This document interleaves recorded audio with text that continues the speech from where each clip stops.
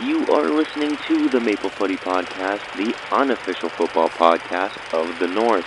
I'm your host, Sam Little. Find me on socials at SamLittle44 and the podcast at Maple Footy Pod. And now there's nothing left to say except for sit back, enjoy, and welcome to the show. Hello, yes, and welcome back to the Maple Footy Podcast. You already know what we are. We are the unofficial football podcast of the North. And today, of course, we will be doing our final recap of the season, the weekly recaps, of course, and then we will be moving into World Cup stuff and friendlies and whatnot over the next month and a half, really. World Cup squad, of course, gets announced on Friday. We'll, of course, do a little squad breakdown when that goes out, and then we jump right into the friendlies before the World Cup, and before you know it, we'll be into the World Cup, where we will be covering all of Canada's tournament, whether they just play the 3 group games or they go all the way to the final or anywhere in between. We will be covering every single game that Canada does play, and we will be covering other games throughout the tournament as well. So it's going to be a very exciting summer here at Maple Footy. And of course, today, as of dropping it, May 26th is the official 2-year anniversary of Maple Footy, which is absolutely insane to me. What started as a little podcast I did from my room with really no camera, no lights, just a microphone and my laptop and my notes, now has turned into basically the same thing, but now in an office space where we absolutely love this little set that we got going on. And it's been just so much fun getting to do this, and I really hope that you've enjoyed it as much as I have. I've gotten to do a lot of cool things that I never really envisioned doing. I've gotten to interview a lot of players, of course, from Forge, Vancouver, Cavalry, and now starting with some OPL players as well. And then, of course, we've interviewed some guys from behind the scenes, whether they're coaching guys, ticketing guys, and then, of course, interviewing a guy that I really look up to in Matthew Shinetti as well. That was just some unreal experiences, getting to go to a lot of games, cover games, and getting to do really what I really like. And I hope that you've enjoyed it as much as I have. And if you've listened to just 2 seconds of an episode, or you've listened to every single episode to this point, just a big thank you to you. It's been an unreal experience so far, and I hope that this year is going to be even better. Hopefully more interviews, more coverage, and all that fun stuff. So it's going to be hopefully a really good year. But yes, thank you for the 2 so far, and hopefully we have many more to come after that. So now moving into some World Cup news. As you probably well know, there is a camp going on in Charlotte at the moment with a lot of our Canada boys. So from sources like Matthew Shinetti, Joshua Cloak, and Ben Steiner, we have kind of at least been able to whittle down some guys that are there or on their way to this camp. Alfie Jones, Liam Millar, Maxime Crepeau, Ralph Priso, Derek Cornelius, Nico Segier, Jamie Knight-LaBelle, Daniel Jebison, Ali Ahmed, Richie Lorea, Promise David, and Owen Goodman are all reportedly there, and some of them have been spotted on Canada Soccer's Instagram. So like Liam Millar and Maxime Crepeau, we know 100% are there. And of course, Matthew Shinetti, Ben Steiner, and Joshua Clark aren't usually wrong with this stuff. So I would very much believe that these guys are all at the camp so far, or at least reporting to the camp within the next number of hours as of recording this. 2 guys, though, news broke on Saturday that will not be going to Canada's World Cup. Absolutely devastating for me. 2 guys I'm a huge fan of. Theo Bair and Kamal Miller will reportedly, as per Joshua Cloak, will not be going to the World Cup. And starting with Theo Bair, I think he was always fighting an uphill battle this season because Canada's striker depth is pretty stacked at the moment. Of course, you have the Davids, you have Larin, you have Tanny, Jebison, and then even guys like Jason Russell-Rowe. So Theo Bair, while he did have a great start to the season with Les Sport in Switzerland, I thought he looked unreal. He was having a great season, scoring goals for fun. He then picked up an injury, and then that injury really kept him sidelined for a couple of months. Then he kind of was in and out the lineup for Les Sport, never really recaptured that goal-scoring form. And then sadly, when you have the striker depth right now, you need to be scoring goals. And sadly, he just wasn't. I'm a big fan of Theo Bair. I think what he did at Motherwell a few seasons back was unreal. What he was doing this season with Les Sport was also unreal. I thought he looked great in the first half of this season, but it just goes to show how just one knock or injury can really throw your season. And I do feel for him because you never want to see a guy miss out on a major tournament because of injury hindrances, and that kind of feels like that might have been the case for Theo Bair. In the case of Theo Bair, though, I do hope that as time progresses and whatnot, over the next number of windows, I hope that he still remains in the Canada squad, of course, and keeps getting the call-ups. I do think he's a quality player, and he's definitely a really good striker, I think, to have in the mix. So I hope that he can recapture that form wherever he may go. His loan with Les Sport is now done. I don't know if they're going to make it permanent or what the plan's going to be. He's going to report back to Auxerre, of course, in Ligue 1, but we will see where he's kind of going to go from there. For Kamal Millar, of course, if you're a supporter of the podcast, that's my center back. That's my number 4. So this news really sucked because I'm such a Kamal Millar fan. And I do know that opinions are split on Kamal Millar in Canada soccer, Twitter, Instagram, socials, I guess. People all have their opinions and whatnot. For me, Kamal, I think, is a player that you bring. I do still think he's quality, and I think that he brings that leadership and experience that you would want at a World Cup. Of course, Jesse Marsch, it's not like I'm going to say, sack Jesse Marsch. He's not bringing my favorite players, but everybody sees it differently, right? And Kamal Millar has been in and out the Team Canada with Jesse Marsch. He's missed some camps. Even the camps he's gone to, maybe he hasn't played a huge number of minutes at some of the camps. So I do still think that for Kamal, I still think that there should have been a spot for him, but I do understand Jesse Marsch doesn't seem to really want to use him in comparison to Bombito Cornelius, even an Alfie Jones now. Luke DeFouger's young, so you're going to bring him, maybe a Jamie Net-Labelle, you're going to bring him. Ralph Priso now potentially maybe healthy and might be going to the World Cup, could be bringing him. So I just think that it got a little bit cluttered in the center back midst, and then of course with some of Kamal's performances in friendlies and whatnot, Jesse Marsch may have been just inclined to not bring him to this World Cup. I do still think it's a big shame for Kamal Millar. I think that he's had a decent start to the season with Portland. Of course, he's been in and out the lineup there, but I think when he has played, I think he's looked quite good. So this one does suck. I'm a big fan of Kamal. I was really hoping and really championing him to go to this World Cup. But regardless, sadly, it does not look to be the case here. Maybe there's a huge shock in store, but I don't think so. Joshua Cloke's not usually wrong with this stuff. But yeah, gonna suck not seeing Kamal at the World Cup, but I'm sure him and Theo Bair will both be rooting on the boys. And, that is the nature of the game in a sense, right? Not everybody's always going to be happy, and that might just be the case here. So it is a shame, but hopefully we can bring players now that are at the level of a World Cup, and that these guys can rise to the occasion. Kamal rose to the occasion in the last World Cup and throughout those last qualification windows. I think it's a shame we're not bringing him, but I won't beat the dead horse. So hopefully we'll see what that squad looks like on Friday, and we will do a little squad breakdown for all that. Moving into some other World Cup news, the England squad dropped over this last week. I'm not going to break down the England squad. There are better people for that than I. But of course, on Canada Twitter, whenever England's squad goes up, we always look to, did Fikayo Tomori make the squad? And Fikayo Tomori did not make the squad for England, which just begs the question of, man, imagine if Fikayo Tomori declared for Canada all those years ago. What a player he is. I'm a huge fan of Fikayo Tomori. I think it's a shame that we're seeing a player of his talents just never be used, but that is what top nations do. They get these guys and then they cap tie them, and that's what happened with Fikayo Tomori. They got him, they cap tied him. He can't switch allegiances, because I know he could play for Canada or Nigeria as well. So it is a shame. I think it's mouthwatering to think of like a back five, even with like Cornelius on the left of a three, Fikayo in the middle, and then Bombito on the right with our wingbacks Alistair Johnston and Alphonso Davies.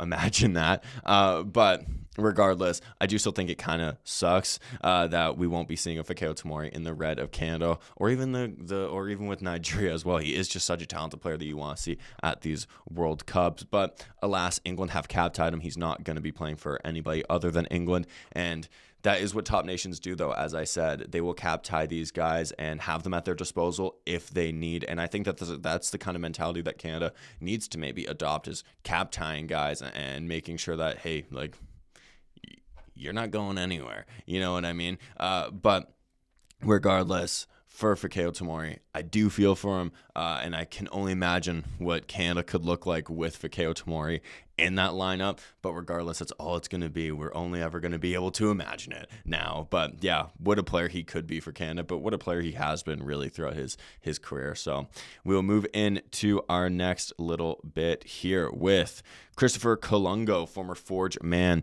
early last week mutually agreed to terminate his contract with TFC2. He spent 3 months at the club. He's now, over the weekend, it was announced he'd signed with Atletico Ottawa. I think this is a big pickup for Atletico Ottawa. I'm a fan of Christopher Colungo. I think he's a very good goalkeeper, and I think he has boatloads of potential. I don't know if Ottawa's bringing him in to be a number 2 or a number 1, but regardless, I do still think he's a good option to have at their disposal. But while we're on the topic of Atletico Ottawa, of course, news also broke this week that Diego Mejia will depart the club at the end of May. So now they played their last game with Diego Mejia against Forge over the weekend. He's pursuing an exciting professional opportunity. So they never listed what it was, but there were reports and from the man himself that he had been interviewing with other clubs. So I'm not sure where it's going to go. I don't know if it's like Mexico, MLS, USL, Europe. I have no idea, but we will kind of keep an eye on it just because I'm curious where he's going to go. I think he did really well, of course, with Atletico Ottawa, finished second in the regular season last year, and then brought Atletico Ottawa their first ever North Star Cup as well. Then, of course, famously just beat Toronto FC last month. So he did do some really good things, and I think he is just the type of character that you want in your league. You know, he's got that fiery personality, he's got that passion, and to partner at all, he's just a very good coach as well. So he is going to be missed, I think, in the league and of course by Atletico Ottawa. But if there is a big opportunity, he just simply can't say no. Outside of that, there was some other changes in the dugouts for the managers in the CPL. James Merriman and Pacific have parted ways with each other. I am a Merriman fan, but this sadly doesn't come as a shock. Pacific have not had themselves a good season. Last season, they also didn't look great either. And when that's kind of happening, the coach is usually the first one to be relieved of their duties. So for Merriman, he just happens to be the coach there. I do think that he does have a bright future ahead of him. I think that he has shown enough over his tenure with Pacific that there is definitely room for him to move up. Maybe he gets another CPL job. Maybe he goes to Europe. Maybe he goes to USL. Maybe he goes to Mexico. Who knows?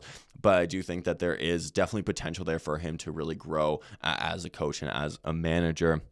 Outside of that, former Forge man Kwesi Poku is also now a free agent after his club in Belgium failed to obtain their professional license. There's a whole article written about it by Northern Tribune, so definitely go check it out. But essentially, Kwesi Poku is now a free agent, is the big story for us Canadians here. He's, of course, did very well with Forge during his time in the CPL, was a left back converted into a striker and did really well. Former CPL Young Player of the Year as well. I'd be interested where his next move is, if he's going to stay in Europe, if he's going to maybe come back to CPL or North America as a whole. I tweeted this out when the news broke. If I'm an MLS club, I'm low-key taking a punt on him, to be honest. And if you don't think he's ready, put him with maybe the MLS 2 teams. Like your next, say he went to like TFC or something. Put him with TFC 2 for a little bit. Let him kind of bounce in between the teams, or you know, if he went to LAFC, you know, wherever, just maybe do that, or just give him the reins. Let him go. I think that there's a player there. He's of course been capped by Canada and has the accolades that I just listed off with Forge. So I do think that there's a player there, and I'll be interested to see where he goes. I think that it could be fun to watch where he could go. Elsewhere in transfer news, Stefan Estacio has confirmed that the game that he played with LAFC at the weekend would be his last as part of this loan deal with LAFC. He will be going back to Porto. He still has a year left, and in his head, he thinks that he still has something to do with Porto. He wants to go back to Porto, maybe win his spot back, and credit to him, I think he's enjoyed a pretty decent loan spell with LAFC. Of course, he missed about a month with injury, which kind of sucked. But when he was playing, I thought he was having a very, very good season. But I hope he doesn't just go back to Porto just to sit on the bench again. He is just far too good of a player to do that. So I really hope that that's not the case because he just needs to be playing. I do still think that there's a home for him somewhere in Europe. I know that before the LAFC move happened, there was talks of maybe a La Liga move. I still think that his style perfectly suits a Serie A as well, but time will tell. I do hope that if he doesn't go back to LAFC, he does get a good move. But yeah, it looks like he is done in LAFC.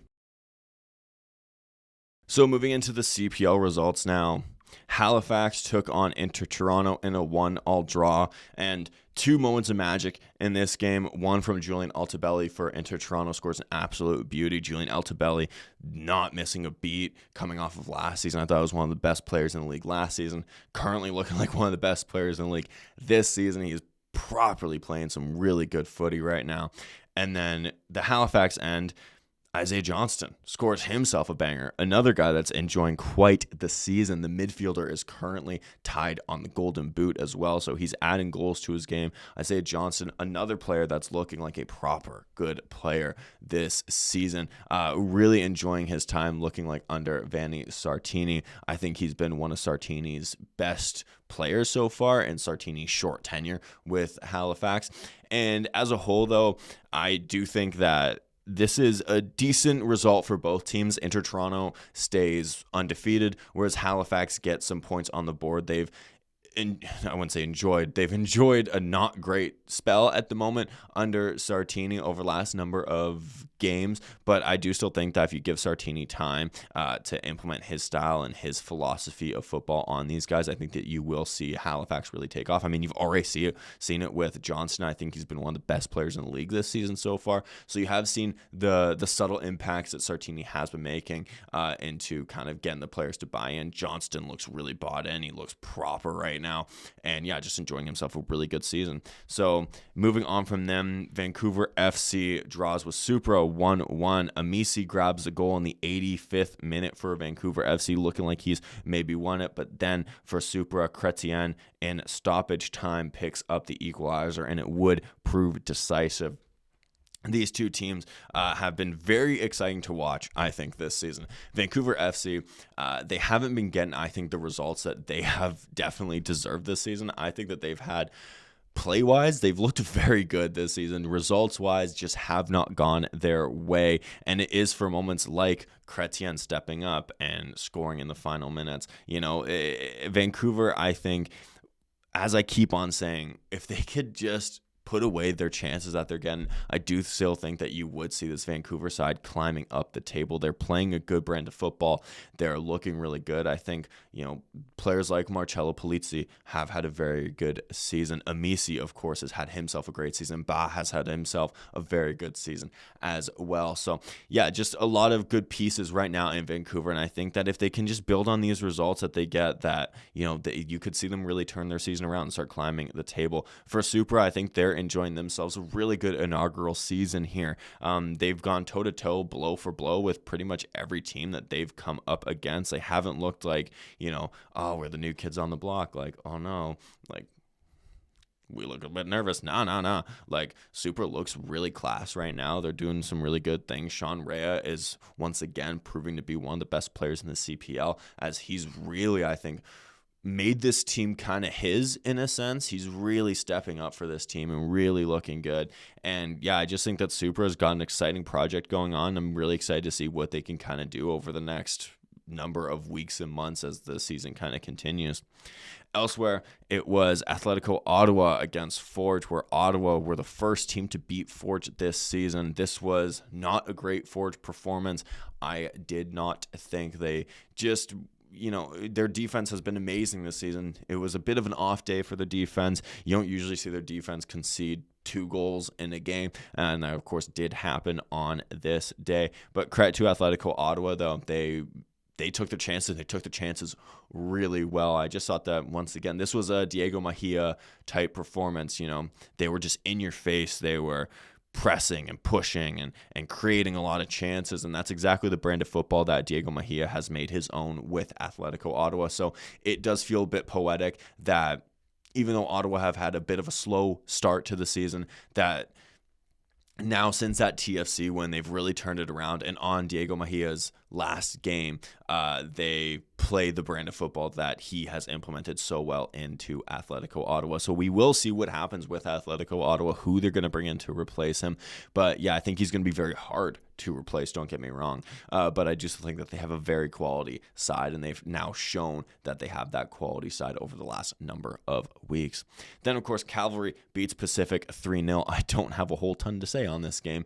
The most struggling side in the league came up against, in my opinion, the best team in the league so far this season, and it was a pretty standard routine win for Cavalry. They grabbed 3. Pacific really struggled in this one, and Cavalry just kind of dictated the entire game and grabbed themselves 3 goals. I know it's probably not the most in-depth analysis that you're probably ever going to hear, but I don't have a whole ton to say on this matchup. I just think that it was Cavalry doing Cavalry things, and Pacific struggles just continued and continued. So I'm going to be interested to see who Pacific will bring in and kind of what change that will bring with them, but we will have to wait and see.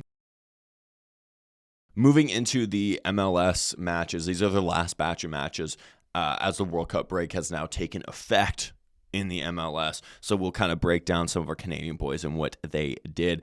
St. Louis beat Austin 3-0. Lucas McNaughton makes an early substitute appearance coming in the 23rd minute. He looked pretty good, helped St. Louis keep the clean sheet, and of course went on to go and win the match. Jay Nelson played the final half hour as he remains, I think, on that periphery for Jesse Marsh.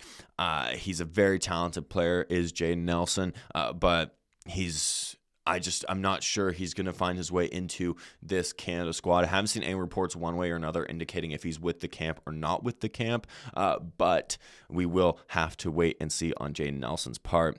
Elsewhere, Orlando lost 6-2, as Maxime Crepeau did make 5 saves at least. For Orlando, though, this has been the story of their season. They've been conceding goals like crazy, and I know people will point to Maxime Crepeau. I don't think that they're on Maxime Crepeau. I do genuinely think that Maxime Crepeau is making a ton of great saves for Orlando. And I know it's kind of hard to defend a keeper that's just conceded 6 and I think is now conceded 38 already this season, but I truly don't blame him for most of those goals. I think that he has himself had a personally pretty decent year, pretty good year. Let's be real.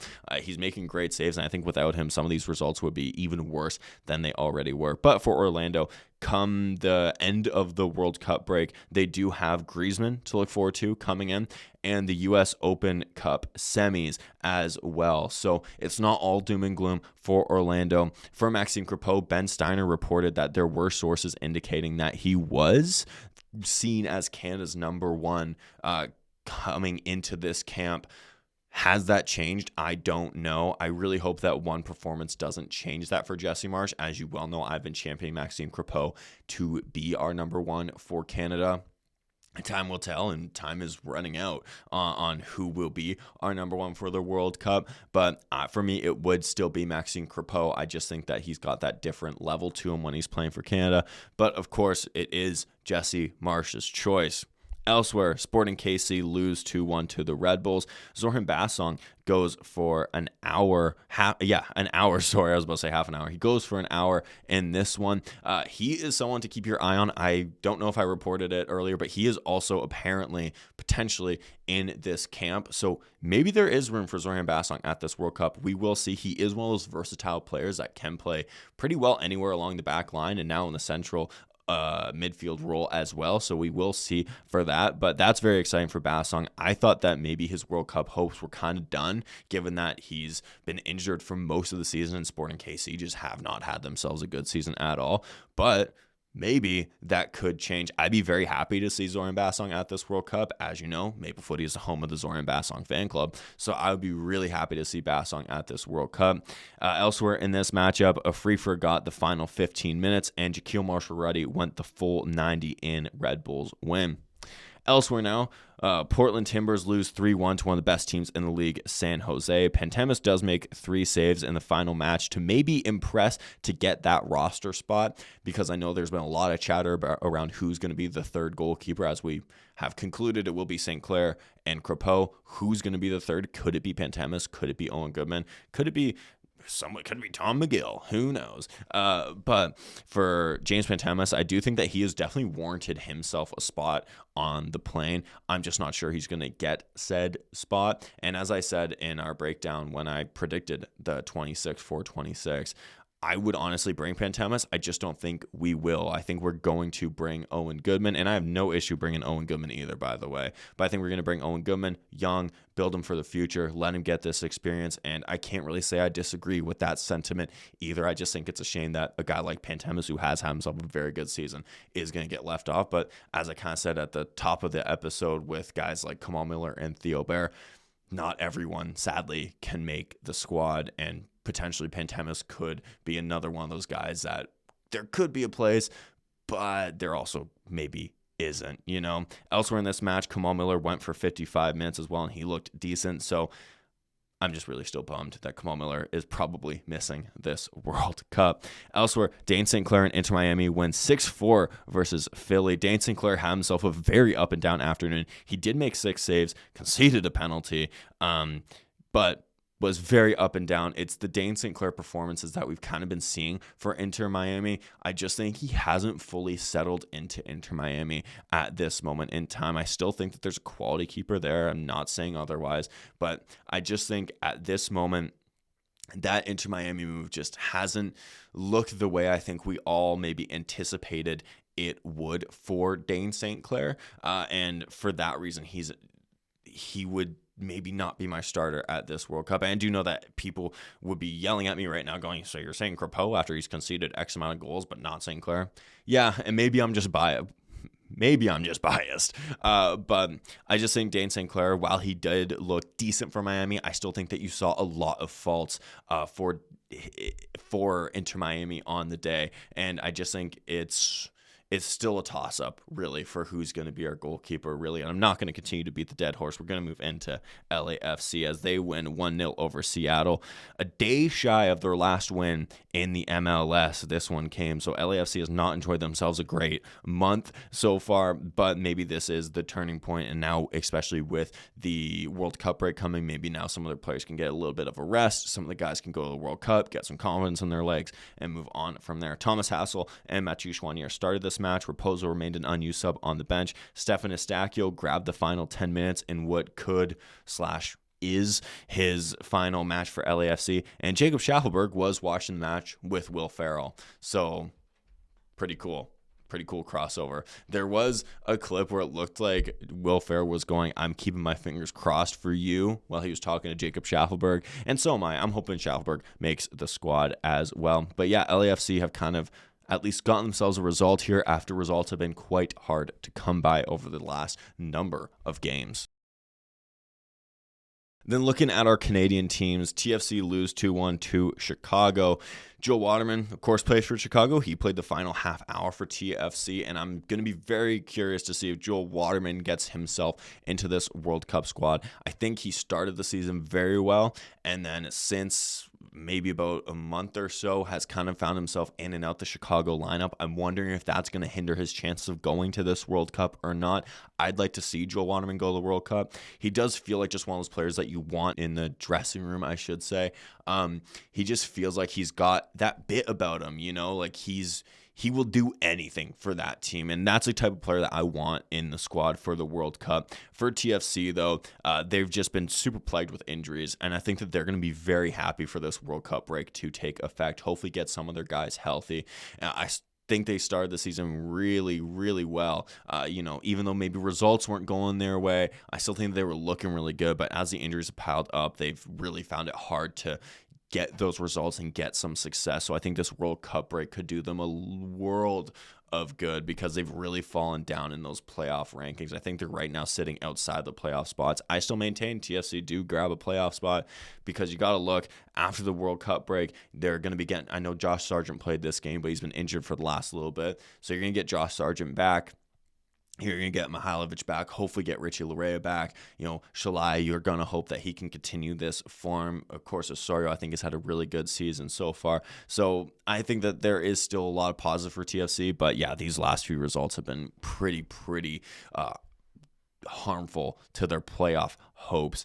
Outside of that, though, DC Montreal decided to just put an all-timer on. 4-4 was the final score, and this one was back and forth all day long. DC go up 2-0.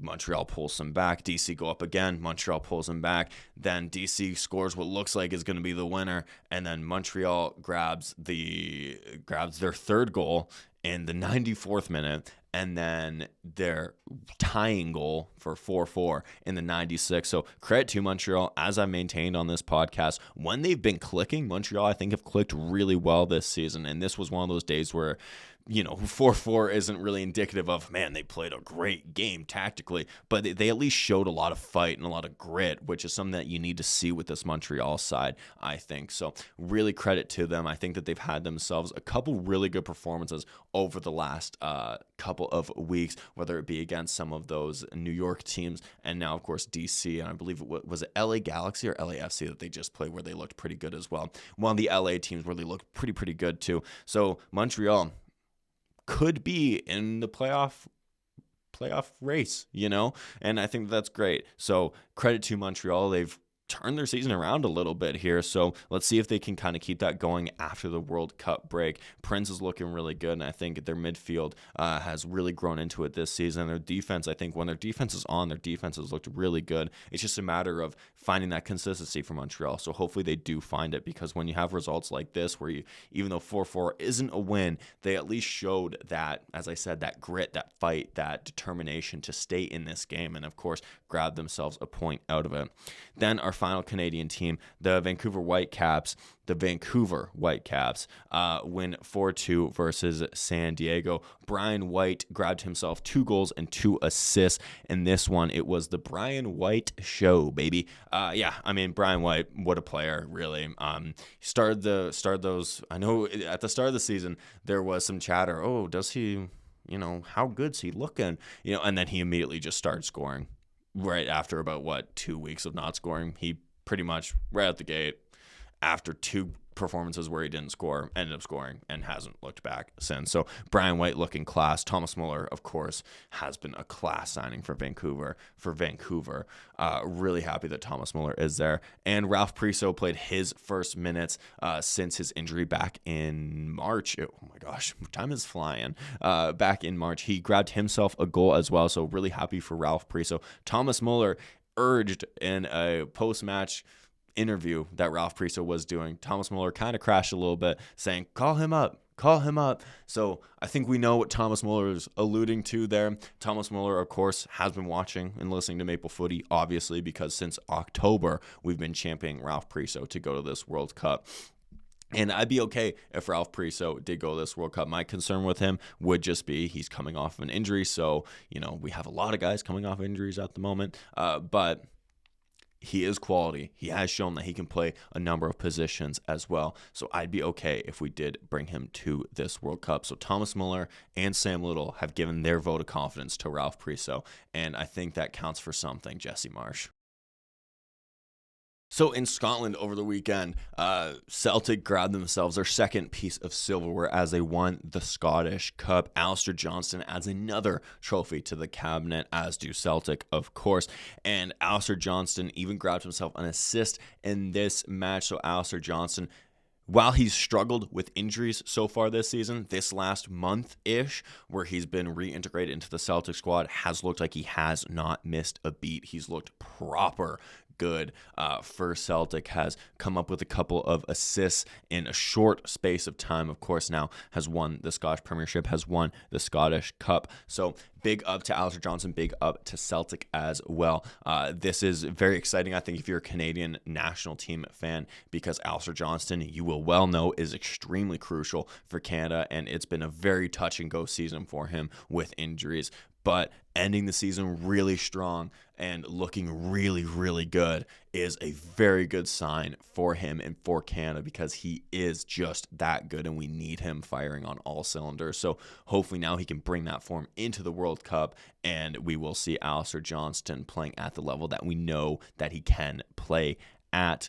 Elsewhere, another cup was won by Alphonso Davies as Bayern wins the Pokal, courtesy of a Harry Kane hat trick. Harry Kane, of course, in my opinion, should be the Ballon d'Or favorite. Alphonso Davies, of course, he wasn't on the bench. I was about to say remained on the bench. He wasn't on the bench because he is still dealing with that injury, but he does, of course, add another trophy to the cabinet there. So very happy for Alphonso Davies. Now it's literally all focus on crossing your fingers and crossing your toes that Alphonso Davies will be healthy for the World Cup and hopefully even leading Canada out during that first game. And I know that might be wishful thinking depending on how serious the injury is, but I don't care, man. We're going to try to manifest it. Alphonso Davies will be leading Canada out in that first game of the World Cup.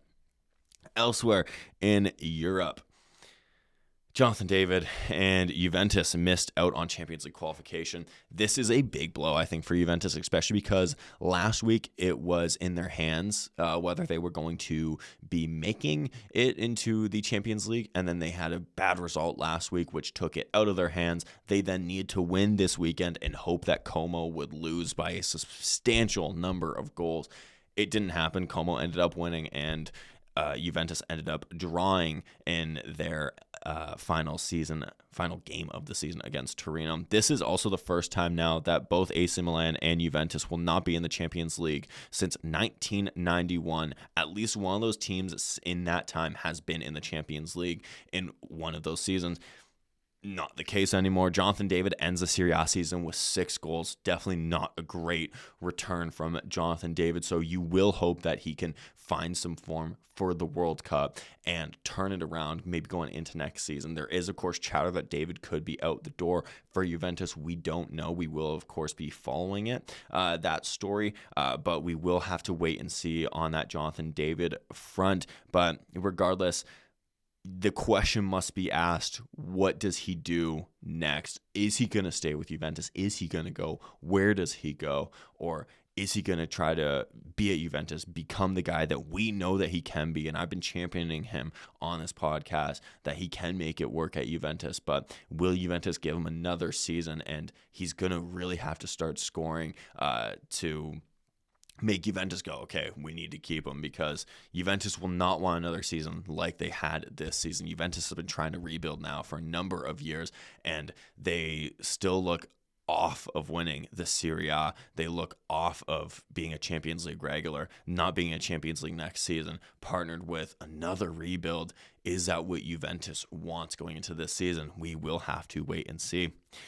Elsewhere, the English Championship playoffs took place, and I will get into the match itself. But last week, I had said it was going to be Kyle Larin versus Liam Millar in the championship final. Then, the day that I uploaded that episode, it was not the case. Kyle Larin and Southampton got booted from the playoffs as of Spygate. Shocking. But Spygate kind of made it so Southampton was not playing in the playoffs anymore. Middlesbrough took their spot, but I want to focus a bit on Kyle Larin because he had a very good season with Southampton. There would have been an obligation to buy had Southampton have gone up to the Premier League. That, of course, has not happened, so that's not the case. I now wonder, what does Kyle Larin do next? Because I don't think he's going back to Southampton now. I think with all this drama and most likely points deductions and fines coming, I think maybe this is it. Maybe the extent was they're booted out the playoffs. I don't think so. I think that there will be fines and point deductions. Is that a club that you want to be playing for? Especially now Kyle Larin is 31. He's, not to say that's old, but he's starting to get up there. Is that how you want to spend your last couple of really good years that you have left, playing with a team that might be fighting for their lives now next season, depending on how severe the point deduction is, if a point deduction does happen? So where does Kyle Larin go? He's going back to Mallorca. Of course, the loan deal is done, but will he be staying in Mallorca? Will his World Cup be indicative of maybe he goes somewhere else? I'm going to be very curious. I think it's going to be very interesting to watch where some of our strikers now go, like a Kyle Larin, like a Jonathan David. But, of course, the big talking point over the weekend was one of our boys is now Premier League bound. Now, I say this pretty much every week, but this week it was different because the Liam Millar Hive was buzzing more than it's ever buzzed in its entire lifespan, because Liam Millar is going to the Premier League, and I couldn't be happier, man. Like, I am so stoked for Hull and for Liam Millar. Like, the story here is just so incredible. I think last season, Hull City stayed in the championship via goal difference. They were written off coming into this season because they had a transfer ban. They could only bring in guys on free transfers. They could not make signings of any financial motive. They had to sign guys for free, and they signed guys that were championship proven and could get it done. Then Hull ended up going on a tear throughout the season. They were third for most of the season until the last couple of months, where then results started not going their way. And then it turned out on the final day of the season, they needed Derby and Wrexham to both drop points, whilst they needed to win on the final day of the season. And by some universe, going, we gotcha, Wrexham and Derby both drop points on the final day. Hull wins. They get into the playoffs. No team in 15 years has finished sixth in the championship and has gotten promoted until now. Hull City and the 15-year drought of a sixth-place team going up to the Premier League. They end up adding to this incredible story already. So already odds were against them. And then, of course, you add in Spygate, and they were prepping for Southampton for over a week. And then they find out, actually, lads, you're going to be playing Middlesbrough. So readjust. Now you have to readjust. Go into Wembley, the biggest game of Hull's existence in the last, 10 years at least, and they've been in the championship for 10 years. So we'll say their biggest game in 10 years. Hull ends up going out there and getting the job done. And for Liam Millar himself, the Canadian boy, the home of the Hive, baby. Liam Millar, of course, last season started life to Hull, unreally looked great, and then goes down with an ACL injury. And from there, of course, been rehabbing that, makes his return in October of this past year of 2025, then goes out with a hamstring injury for a couple of weeks to a month-ish.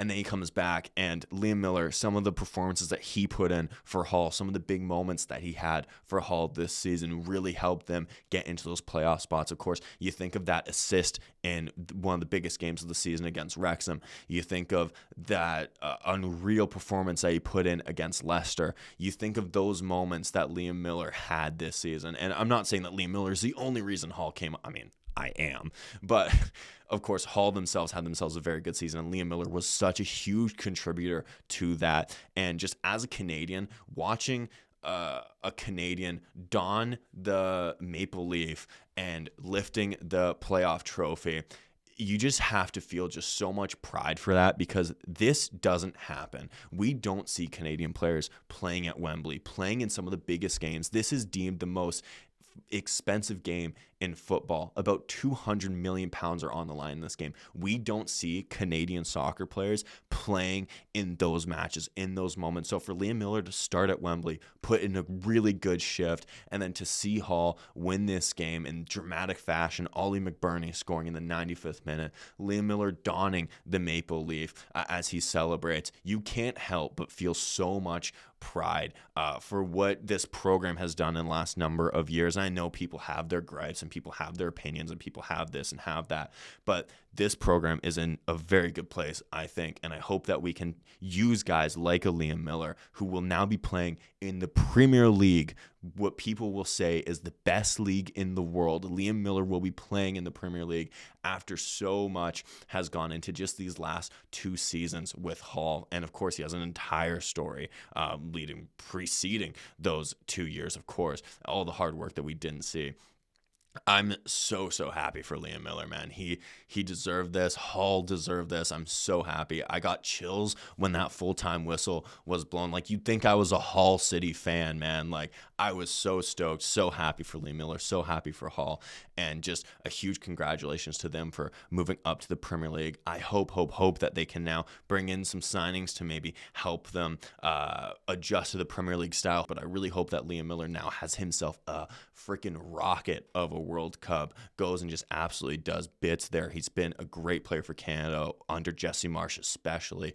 So would love to see him have himself a huge World Cup and just show what he's shown all season with Hull City, that he is that player, that he is that guy. There's a reason why Liam Millar has a hive, baby, and it's because of the hard work that he's done to get here, that he has now found himself in the Premier League, and he will be a Premier League player. So I'm so stoked for Liam Millar, so stoked for Hull, and now I'm just repeating myself, but regardless, huge congratulations to Hull and Liam Millar, and just like I said, seeing that Maple Leaf celebrating at Wembley, man, you just can't beat it. You just can't beat it. But that will wrap us up here for this episode.